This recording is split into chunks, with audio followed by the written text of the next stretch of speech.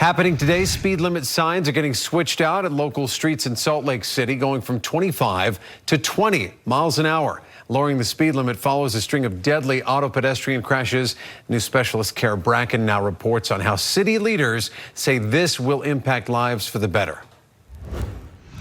It may not seem like a big difference going from 25 to 20 miles per hour, but law enforcement and city leaders, they think going from 25 to 20 miles per hour can make a big difference, even saving lives. I'll give you a start and you can finish it.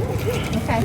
But what we need in order for it to work is for drivers to reciprocate that, for drivers to treat those 70% of Salt Lake City streets like their own home street.